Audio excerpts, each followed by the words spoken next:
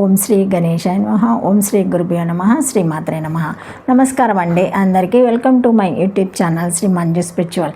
మనం శ్రీ లలితా సహస్రనామ స్తోత్ర నామాలకు ప్రతిపదార్థాలు తెలుసుకుంటున్నాం కదా. శ్రీమాత్రే నమః. కానీ అంతకంటే ముందుగా మొదటిసారి కనుక ఈ వీడియో మీరు చూసి ఉంటే మొదటగా చిన్న లైక్ ఇవ్వండి ప్లీజ్. షేర్ చేయండి, నచ్చితే సబ్స్క్రైబ్ చేసుకోండి, కామెంట్ పెట్టండి. వీడియో ఎక్కడ కూడా దయచేసి స్కిప్ చేయకుండా చివరి వరకు చూడండి. ఓకేనండి, థ్యాంక్ యూ. వీడియోలోకి వెళ్ళిపోదాము. శ్రీమాత్రే నమః. 732 నామము నామపరాయణ ప్రేత, 8 అక్షరముల నామం. ఈ నామంతో అమ్మవారికి నమస్కరించేటప్పుడు నామపరాయణ ప్రీతాయ నమః అని చెప్పుకోవాలి.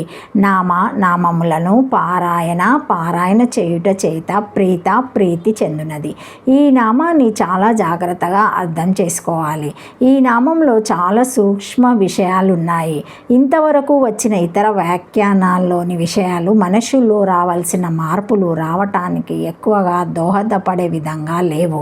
ఇటువంటి చోట్ల తప్పనిసరిగా అటువంటి మార్పులు వచ్చే విధంగా వివరణ చెబితే బాగుంటుందనే ఉద్దేశంతోనే ఈ వివరణ పద్ధతిని వీలైనంత వరకు ప్రత్యేకించి సాధనా మార్గంలో ఉండేవారికి ఉపయోగపడే విధంగానే ఇంతకు పూర్వనామాల వివరణలో వ్రాయటం జరిగింది.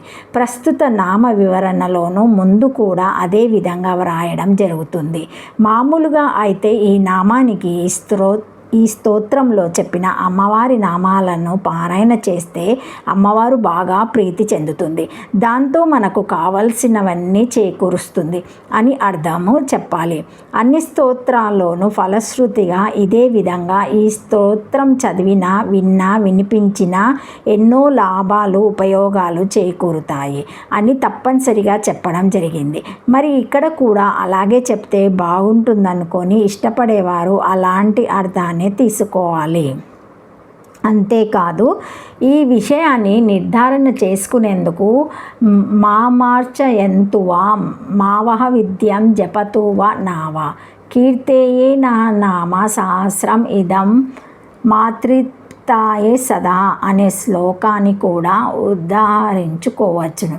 నన్ను పూజించినా, నా మంత్రాలు చదివినా, జపించినా జపించకపోయినా నా సంతోషం కోసం ఈ సహస్రనామ స్తోత్రము ఎప్పుడు పారాయణ చేయాలి అని పై శ్లోకానికి అర్థము. ఈ పారాయణ చేసేందుకు కూడా ఎన్నో రకాల పద్ధతులు విశ్లేషించి ఇచ్చారు. ఆ పద్ధతిలో చెప్పిన ప్రకారం కూడా చేసుకోవచ్చు. కానీ సాధన మార్గంలో ఉండే వారిని ఉద్దేశించి ఇక ముందు చెప్పే వివరణ కూడా చదివి ఆచరణలో పెట్టడానికి ప్రయత్నించాలి. అసలు నామపరాయణ ప్రీత నామంలోని పారాయణ అంటే ఏమిటో చెప్పకుండా మిగతావన్నీ ఎన్ని కుప్పలు తెప్పలు చెప్పినా ఔచిత్యం దెబ్బతింటుంది. పారం అంటే అవతలి ఒడ్డు అని అర్థం. ఆయనం అంటే దానిని చేరు మార్గం అని అర్థం. ఈ రెండు అర్థాలను బట్టి పారాయణం అంటే అవతలి ఒడ్డుకు చేరు మార్గం అని అర్థం వస్తుంది. అవతలి ఒడ్డు అంటే ఏమిటి?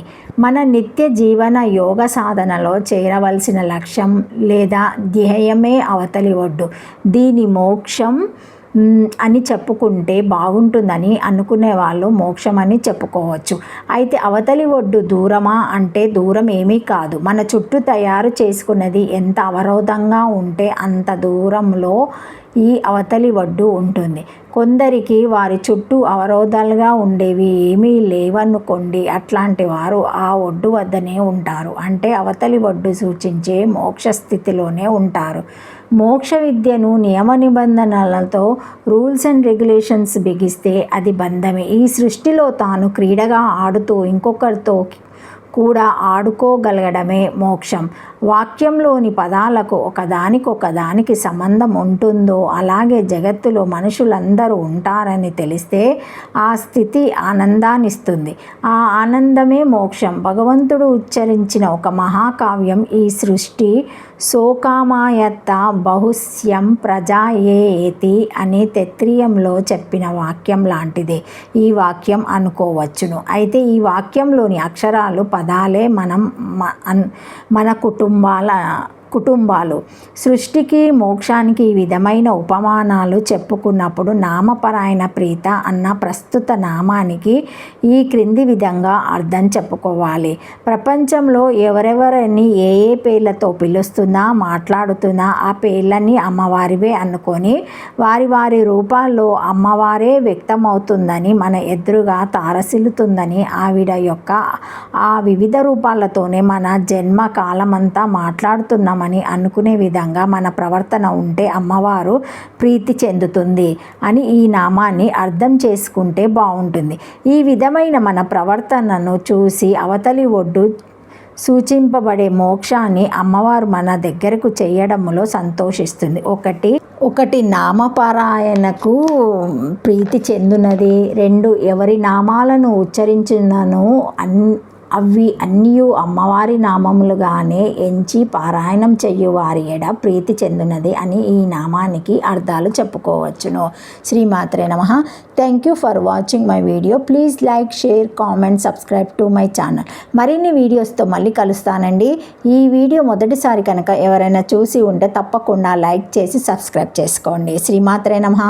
Thank you. ఓం నమః శివాయ.